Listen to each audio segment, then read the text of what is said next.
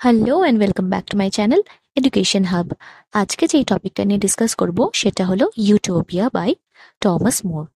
যদিও আমি আগে একটা ভিডিও বানিয়েছি, but one of my viewer said যে ওটা ডিটেইলড হয়নি, তো আবার আমি বানাচ্ছি সেটার জন্য। So let's begin. থমাস মোরের অন্যতম শ্রেষ্ঠ গ্রন্থ হলো ইউটোপিয়া। এমন একটা কাজ যা শুধু লিটারেচার নয়, হিস্ট্রি, ফিলসফি এবং পলিটিক্যাল থটের ক্ষেত্রেও যুগান্তকারী একটি ভূমিকা নিয়েছে। থমাস মোর ছিলেন একজন লয়ার, স্কলার, হিউম্যানিস্ট থিঙ্কার এবং পরে লর্ড চ্যান্সেলর অফ ইংল্যান্ড। তিনি ছিলেন ইরাসমাসের কন্টেম্পোরারি এবং রেনেসাঁ হিউম্যানিজমের অন্যতম প্রধান প্রতিনিধি। তার ইউটোপিয়া প্রকাশিত হয় 1516 সালে, মূলত ল্যাটিন ভাষাতে। মোর বেসিক্যালি ক্রিশ্চিয়ান হিউম্যানিস্ট ছিলেন। তিনি বিশ্বাস করতেন যে সমাজকে উন্নত করা সম্ভব এডুকেশন, মোরালিটি এবং রেশনাল ডিসকাশনের মাধ্যমে। স্ট্রাকচার অফ ইউটোপিয়া যদি আমরা দেখি, তাহলে the book is divided into two parts. Book 1 that deals with the criticism of European society, especially England, আর বুক 2 সেটা description of the ideal society utopia. বুক 1 এতে পভার্টি, করাপশন, ইনজাস্টিস, এনক্লোজার্স বলতে এখানে land being taken away from sheep farming. আর এখানে আমরা দেখি যে মোর দেখান একটা কন্টেম্পোরারি ইউরোপিয়ান সমাজ কতটা flood. Now coming to book 2, এখানে আমরা দেখি যে ইউটোপিয়া হলো একটা ফিকশনাল আইল্যান্ড। এখানে একটি পারফেক্ট, হারমোনিয়াস, রেশনাল সোসাইটির ব্লু প্রিন্ট কিন্তু দেয়া হয়েছে।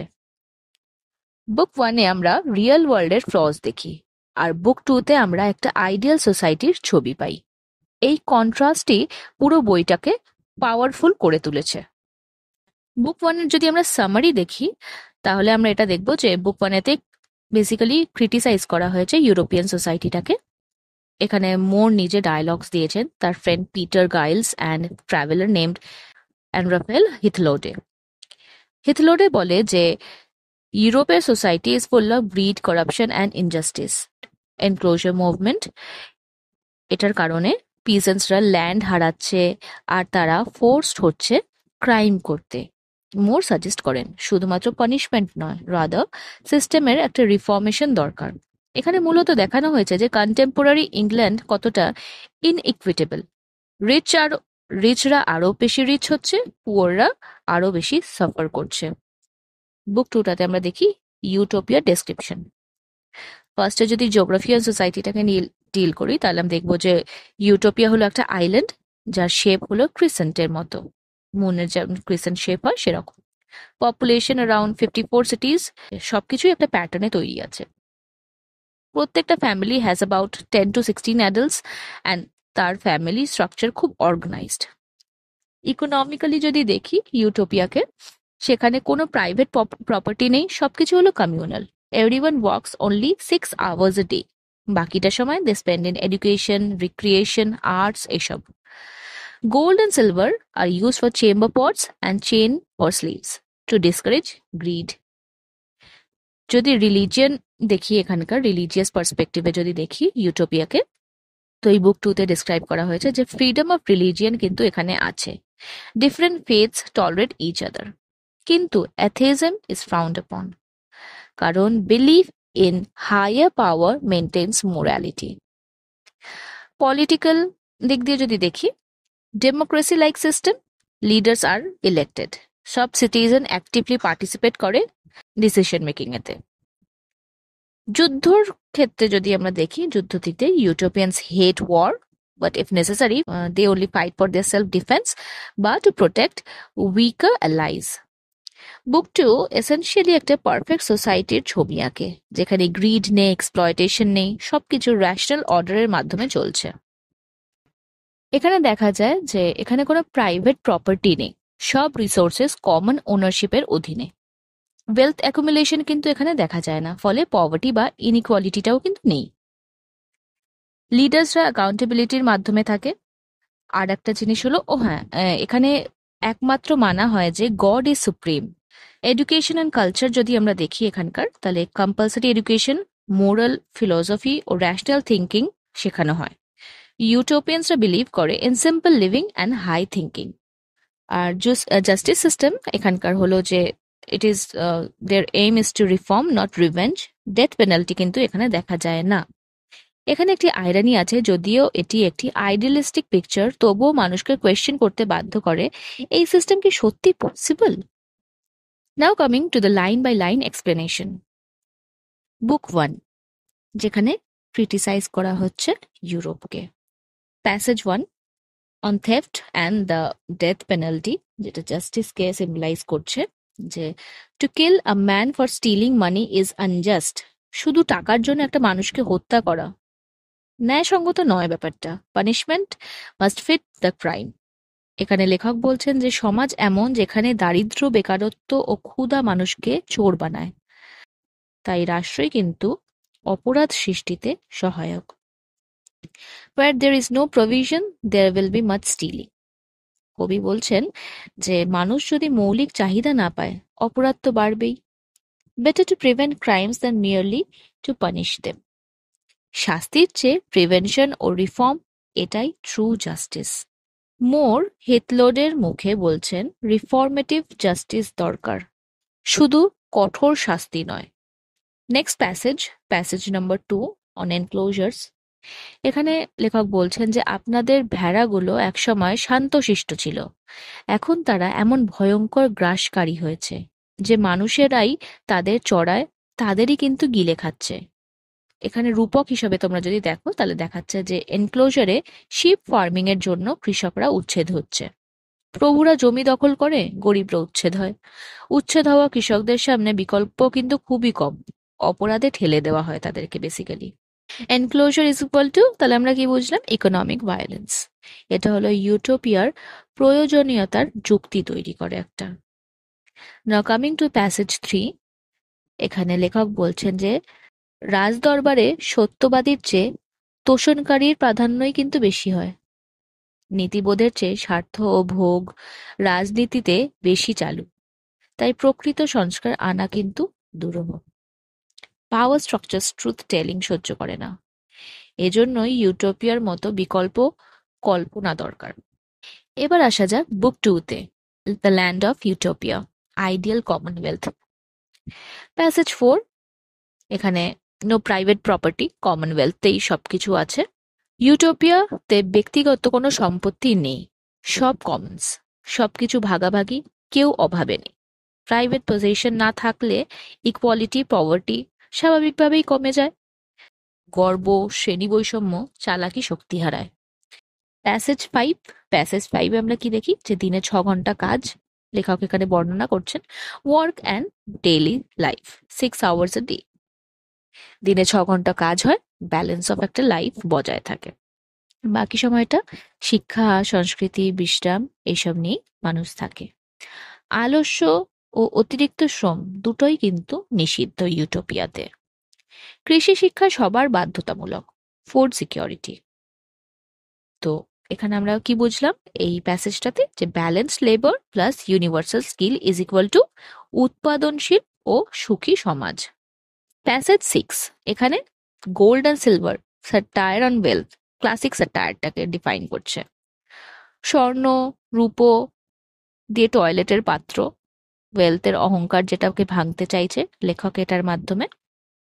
অপরাধীদের সোনার শিকল, gold is equal two shame not glory. শিশুরা শেখে রূপ ও সোনা হলো অর্থহীন। প্যাসেজ 7, যেটা ডিল করছে clothes, house, meals, anti luxury নিয়ে। পোশাক সরল ও একই, ফ্যাশন ক্লাস নেই এখানে। 10 বছর অন্তর বাড়ি বদল, অ্যাটাচমেন্ট ও হোর্ডিং কমে, এবং কমিউনাল ডাইনিং দেখা যায় এখানে, যেটা সিম্বলাইজ করছে কমিউনিটি একটা বন্ডিংকে। নাও কামিং টু প্যাসেজ 8, এখানে লেখক বলছেন যে 30টা পরিবারে একজন নেতা, সেটাকে বলা হয় পিলার্ক। তাদের ওপর ট্রেনি বোর্ডস বা higher council.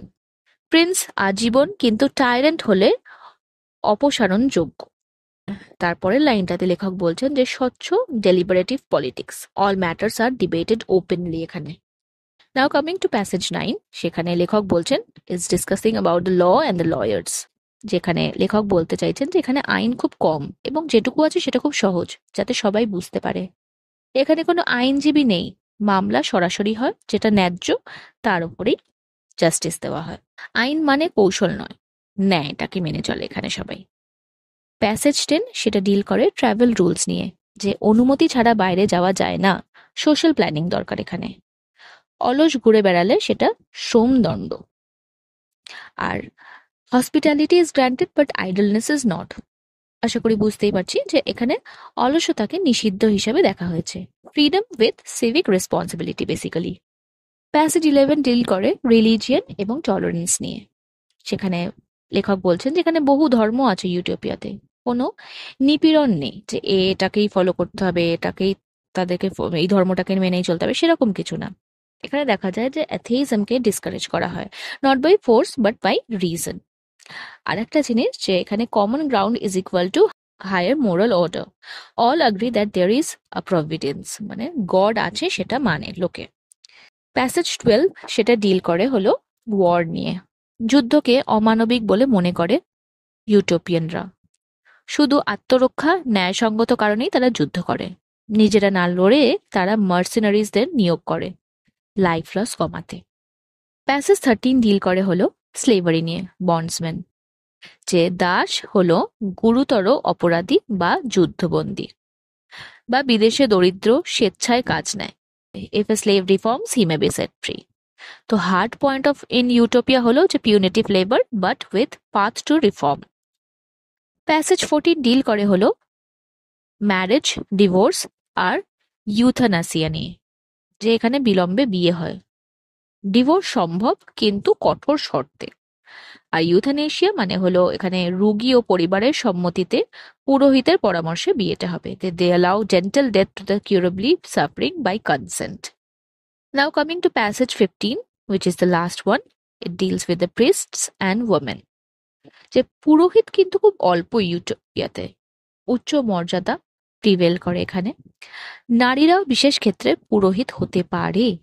So the thing that we see is book 1 exposes Europe's systematic injustice, enclosures, harsh laws, corruption courts, and book 2 it offers a thought experiment, a rational, egalitarian commonwealth.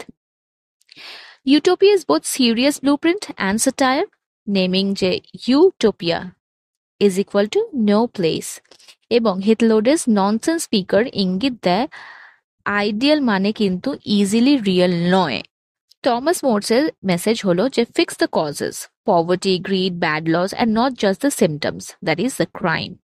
Now coming to the symbolism of Utopia, এখানে আমরা দেখি যে island হলো first symbol, যেখানে Utopia দ্বীপটা, আইল্যান্ডটা isolation এবং পারফেকশনের একটা প্রতীক।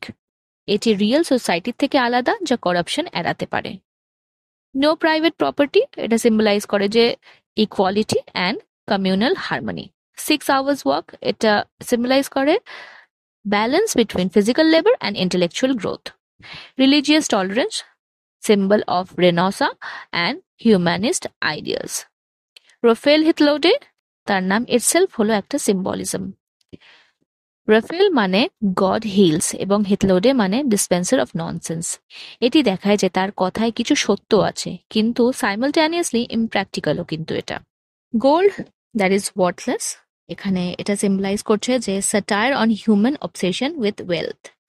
কমিউনাল প্রপার্টি, এটা সিম্বলাইজ করছে criticism of grid and inequality in England. Now coming to the themes of this book. Idealism versus reality is the first theme. এখানে লেখক বলতে চাইছেন যে একদিকে আদর্শ রাষ্ট্রের চিত্র, অন্যদিকে contemporary corruption. Religious tolerance, which is ahead of its time, humanist idea. The fourth theme is socialism and communal wealth that deals with property-less society. And the fifth and the last theme, according to me, is human nature debate. মানুষ কি naturally shellfish, নাকি proper system দিয়ে তারা perfect হতে পারে? ক্রিটিক্সরা বলেন যে utopia simultaneously একটি সিরিয়াস পলিটিক্যাল ফিলোসফি এবং একটি স্যাটায়ার। মোরের আইরানি হচ্ছে যে তিনি নিজেও একটি করাপ্ট কোর্ট সিস্টেমের অংশ ছিলেন, তবু এমন একটি পারফেক্ট ওয়ার্ল্ডের কল্পনা করেছিলেন। সো কোয়েশ্চেন থেকেই কিন্তু যায় যে is utopia an attainable dream, not just a satirical comment that perfection is impossible? So coming to the conclusion, এটা বলা যেতেই পারে যে ইউটোপিয়া শুধু কিন্তু একটা বুক নয়, বরং একটি টাইমলেস টেক্সট যা আমাদের এখনো কিন্তু কোয়েশ্চেন করে যে কিভাবে আমরা একটা বেটার, মোর জাস্ট সোসাইটি তৈরি করতে পারি। তো রিমেম্বার যে লিটারেচার শুধুমাত্র ওয়ার্ডস নয়, লিটারেচার ইজ আ মিরর, যেখানে আমরা নিজেদের ফ্লস দেখতে পাই এবং ভাবি ইমপ্রুভমেন্টের পথে। So this was all about Utopia. আশা করি এই এক্সপ্লেনেশনটা তোমাদের ভালো লাগবে।